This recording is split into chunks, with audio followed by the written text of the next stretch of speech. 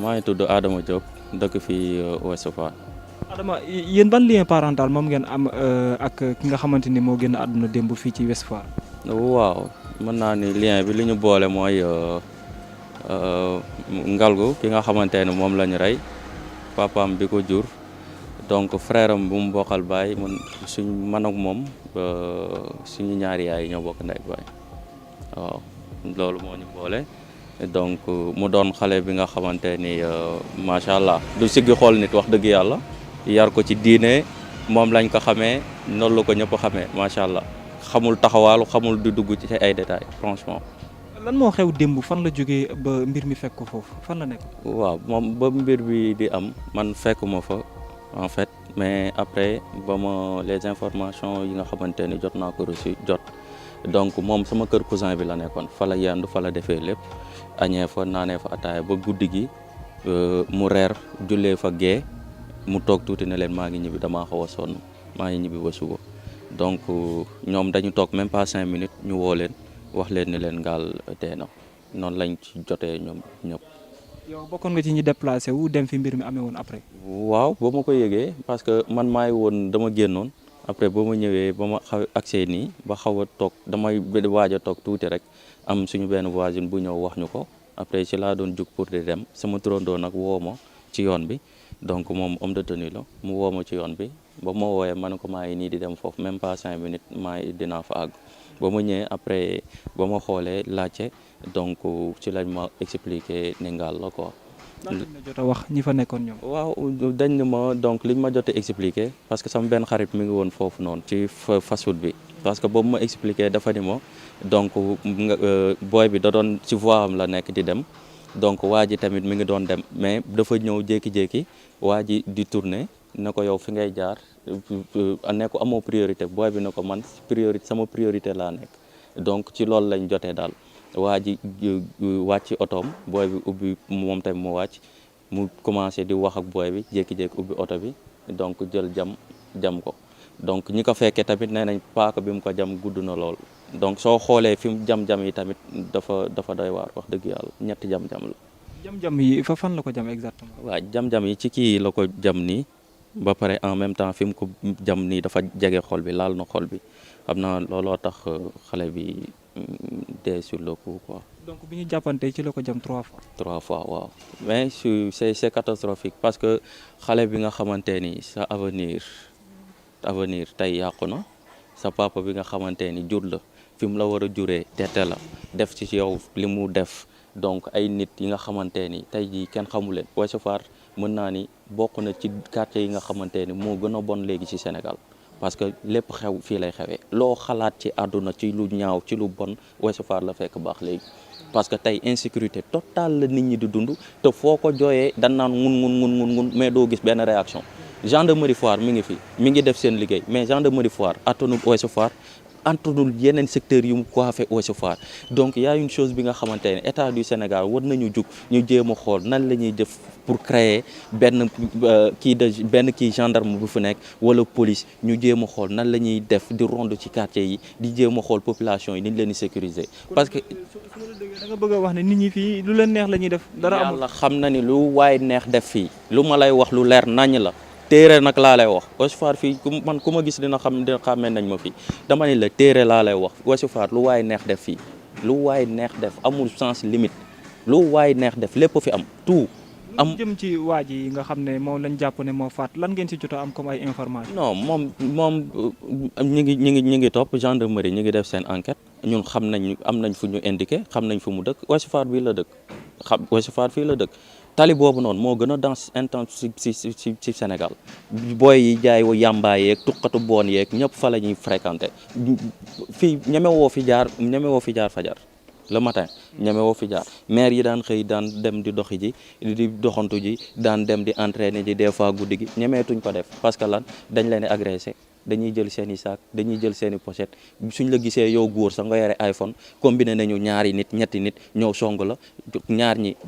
taal seen moto dem kenn ko rocceeku na dem loolu moo fi nekk insécurité totale léegi nag fan la nit ñi jëm léegi yow da ngay yore sa oto nit wàcc tooñ la saaga la dóor la rey la yow nga perte sa famille perte mais loolu mooy jeex démb ñuy wax ñëpp dañuy commencé di wut arme seen biir oto yi parce que ku la rey nga rey ko yéen ñaar ngeen àndandoo dee parce que loolu dong moo fi des parce que tey doo jël sa bakkan di teg ko ci xottu gerte ku ñëw def la naka sudul noonu nekk ci olalaam yow sa famille ak sa ñëpp ñu perte loolu dafay jeex Sénégal su fekkoon ni ku rey ñu rey la kon lii lépp du am comme loolu nag mënut a am ku ci nekk na jël devant sa mu jeex ku ñëw rek di la rey nga rey ko yéen ñaar ngeen ànd dem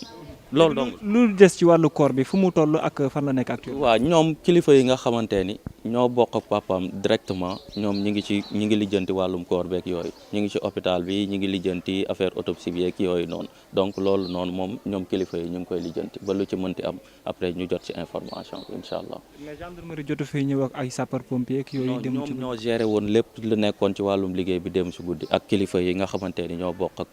ki nga xamante ni moo gaañu papaam. donc ñoom ñoo nekkoon doon lijjanti dossier yeeg affaire yooyu ñoo ko jël yenu ko yóbbu gendarmerie Foire dem ba bu guddi gi ñu ngi woon hôpital.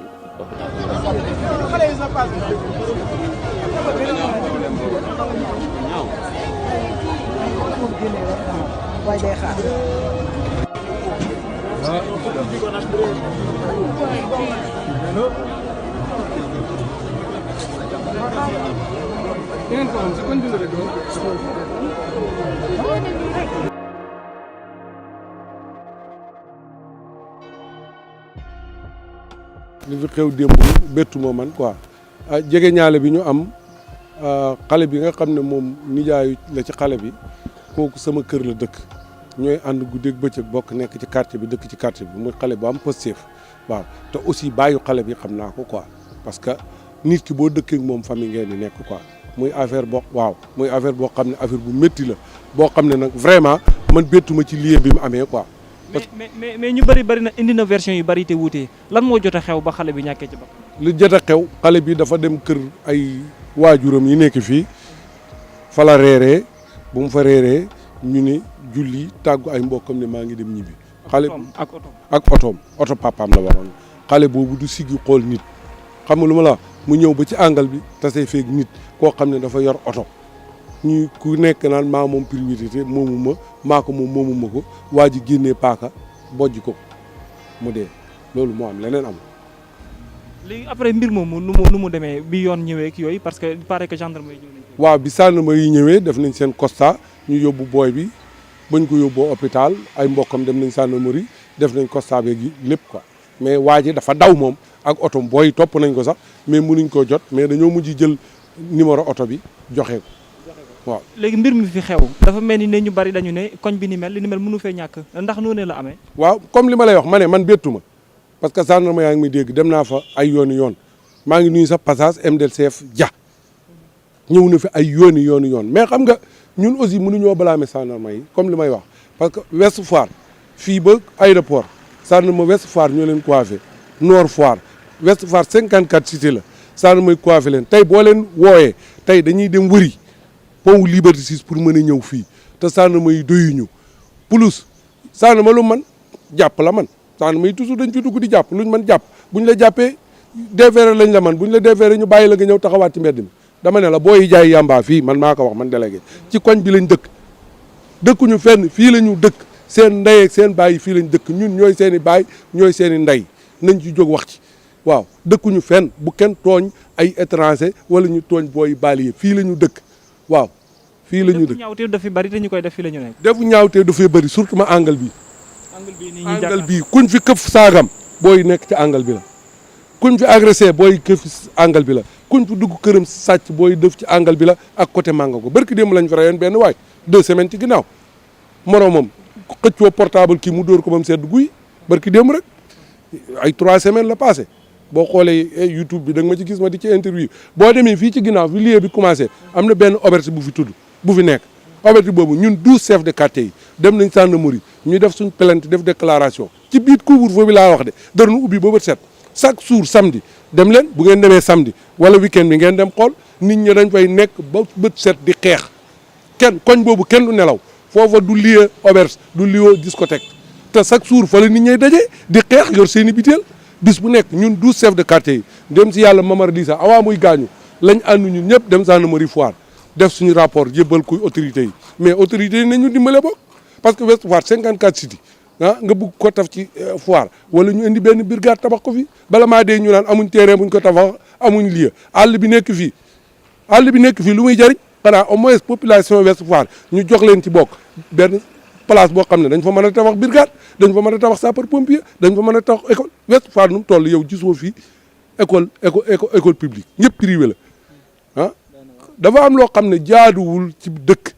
Ouest Foire ñun ñoo ko moom boo gisee may tararari di wax autorités yi il faut ñu wax ñu dégg ñu ngi lancé appel autorités yi nañu dimbali ci Ouest Foire te nag lii ñu gis nii mooy li gën a tuuti li fi xew. mooy faat bakkan. faat bakkan moo gën a tuuti fii ngay génn ñu agressé la guddi nangu sa yëf génneel la jaasi boo bañee ñu rey la waaw. te loolu lu fi yàgg la. lu fi ma ne ay at la ñu ngi jànkuwante ak moom chaque jour ak ay at la yow doo fi ma ne la boo demoon gendarmerie tey nga vérifier doo toog benn jour boo xam ne demuñ du fekk plainte du fa nekk contre X. mais tey jii lu jëm ci wàllu xale bi ñu faat démb moom moomu la l'enquête beeg yooyu fu mu toll. l'enquête bi moom mi ngi ci loxo gendarmerie comme que mi ngi ci loxo gendarmerie te xamaguñ lu xew mënuñ cee sori quoi en tout cas mi ngi ci loxo gendarmerie te ñun wóolu nañu suñu gendarmerie. xale bi nag fan la nekk ak mbir mi. non xale bi léegi ma nga hôpital yóbbu nañ ko principal foofu la nekk biig ci guddi foofu lañ ko yóbbu gars yi di def autopsie bi waaw léegi nag ñun wóolu nañ comme li may wax wóolu nañ gendarme yi parce que xam nañ ne xarañte boo xam ne lu waay def buñ la bëggee jàpp dañ la teg loxo